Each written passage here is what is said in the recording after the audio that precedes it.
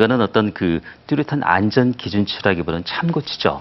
그러니까 사실 미국 같은 경우는 1200까지 올라갑니다. 아, 높네요. 그런가 하면 독일은 또 8밖에 안 됩니다. 네. 어린 아이들은 4밖에 안 되고요. 그러니까 지금 예를 들어서 우리 같은 경우에 369가 나오면 괜찮고 371은 안 돼. 그러지는 않습니다. 물론 1200까지 가도 괜찮지만 아까 말씀드린 것처럼 병약한 경우에 또는 어린아이인 경우에 임산부인 경우에 조금 더 문제가 될 수가 있죠. 그래서 아까 말씀드린 것처럼 기본적으로 우리나라 370이 낮지는 않습니다. 그렇다고 높지도 않고요. 네. 그렇군요. 방사능에 있어서는 뭐 절대 안전도 없고 또 절대 불안하다 뭐 이렇게 할 수도 없다는 뜻인 네. 것 같은데 우리나라는 국제 기준보다는 조금 더 강화해서 엄격하게 관리를 하고 있군요. 네, 그런데 한쪽에서는요, 뭐 기준치 이하라면은 뭐 안심해서 먹어도 된다라고 얘기를 하시지만 사실 정말 인체에 해가 없는 건지 조금이라도 좀 해가 있다면 좀 피하고 싶긴 하거든요. 그렇죠. 어떤가요? 네, 아까 제가 태반을 이 방사성 물질이 통과할 수 있다 이런 말씀도 드리고 했는데 심지어 그런 경우에라도 이 100mS보다 더 아래의 선량에 노출이 됐을 때는 건강 영향에 대해서 뚜렷한 증거가 없습니다.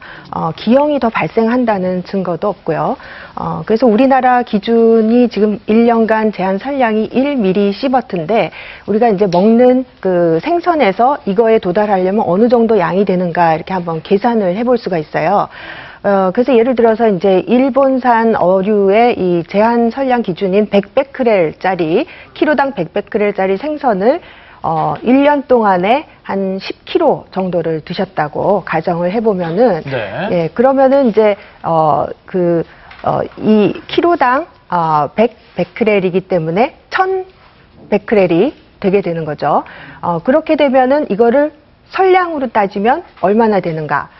0.013 밀리시버트 정도 됩니다. 그러니까 우리가 제한 선량으로 두는 거에 100분의 1 정도 되는 거고요.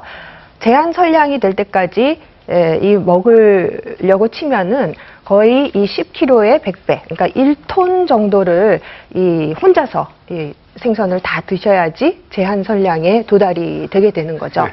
거기에다가 암 발생을 높인다고 알려져 있는 100mS까지 드시려면은 이거에 또 100배, 100톤을 드셔야지 된다. 거의 불가능한 양이 되기 때문에 암 발생은 그렇게 이 기준을 통과한 생선에 대해서는 크게 염려하지 않고 드셔도 되겠다. 이렇게 말씀드릴 수 있습니다. 그렇게 쉽게 정리를 하자면 유해할 정도가 먹으려면 혼자서 100통 이상을 먹어야 된답니다. 네. 저 같은 경우에는 뭐 돈이 없어서 못 먹을 것 같고요. 하여튼 안전할 것 같습니다, 저는. 그러니까 정말 유해한 수준까지는 많은 양이니까 네. 일단 그 부분에 대해서는 마음을 좀 놓으셔도 될 것 같은데 근데 또 사람 마음이 약간이라고 하지만 좀 불안한 마음이 생기기 마련이잖아요. 네. 그래서 저희가 스튜디오에 좀 그 간단한 좀 검사를 좀 해보려고 합니다. 그렇습니다. 네. 예. 제작진이 그 서울과 경기 지역에 있는 그 수산물 마트의 네. 그 시장에 가서 좀 무작위로 저희가 생선을 몇 가지 준비를 해봤습니다. 여러분들이 바로 사서 드시는 그 생선인데요. 네, 국민 예. 생선이라고 보면은 부르는 고등어와 네, 고등어도 또 있고 옆에 보면은 네. 뭐 명태도 준비가 돼 있고요. 명태 있고요. 네, 오징어 오징어. 아까 말씀하셨죠. 네. 그리고